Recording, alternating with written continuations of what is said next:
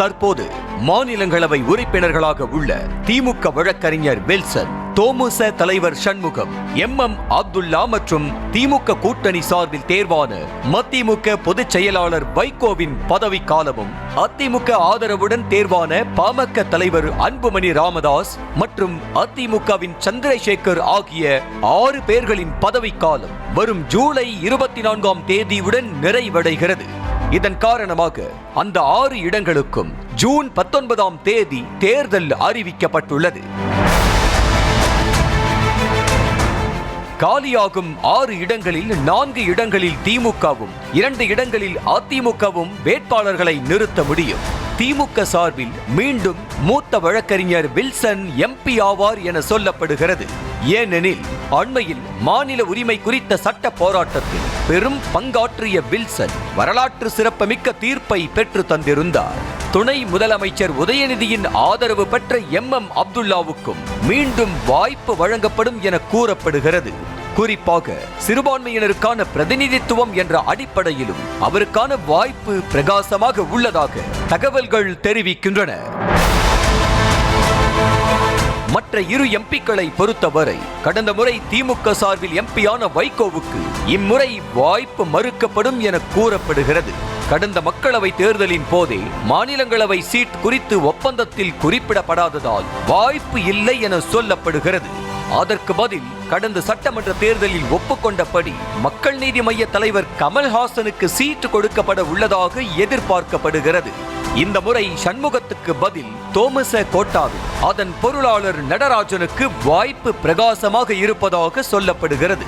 எது எப்படியோ திமுகவை பொறுத்தவரை வேட்பாளர் தேர்வு சுமூகமாகவே செல்லும் என்பது உறுதியாகிவிட்டது.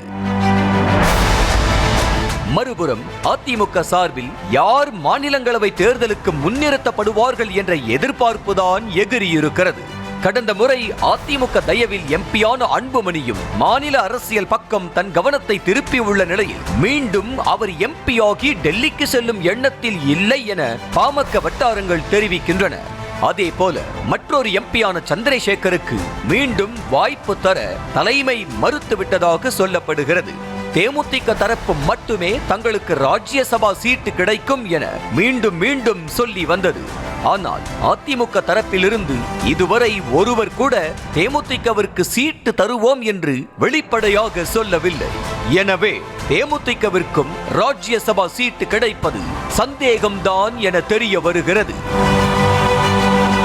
அதிமுகவுக்கு தற்போது மக்களவை உறுப்பினர்கள் இல்லாத நிலையில் மாநிலங்களவையில் 3 உறுப்பினர்களே உள்ளனர். அதிமுக சார்பில் எம்பியான தர்மரும் OPS அணியில் இருப்பதால் ராஜ்யசபாவில் தங்களது பலத்தை பெருக்க கட்சியின் தலைமை விரும்புகிறது. இச்சூழலில்தான் திமுகவில் எப்படி தொழிற்சங்கத்திற்கு ஒரு MP சீட்டு ஒதுக்கப்படுகிறதோ அதே போல அதிமுகவிலும் தொழிற்சங்கத்திற்கு ஒரு சீட்டு கட்டாயம் ஒதுக்கி ஆக வேண்டும் என அந்த அணியினரும் போர்க்கொடியை தூக்கி இருப்பதாக சொல்லப்படுகிறது. இது தவிர நடிகை விந்தியா, முன்னாள் MP வேணுகோபால், ராமநாதபுரத்தைச் சேர்ந்த அன்வர் ராஜா, முன்னாள் அமைச்சர் மாஃபா பாண்டியராஜன் உள்ளிட்ட சில பேரும் கொங்கு மண்டலத்தைச் சேர்ந்த சிலரும் ராஜ்யசபா சீட்டுக்கு நெருக்கடி கொடுத்து வருவதாக கூறப்படுகிறது. இந்த சூழலில்தான் பாஜக முன்னாள் மாநில தலைவரான அண்ணாமலை அதிமுக தயவில் எம்பியாக உள்ளதாக அவரது ஆதரவாளர்கள் கூறினாலும் அதிமுக தரப்பில் அந்த தகவலை மறுத்துள்ளனர்.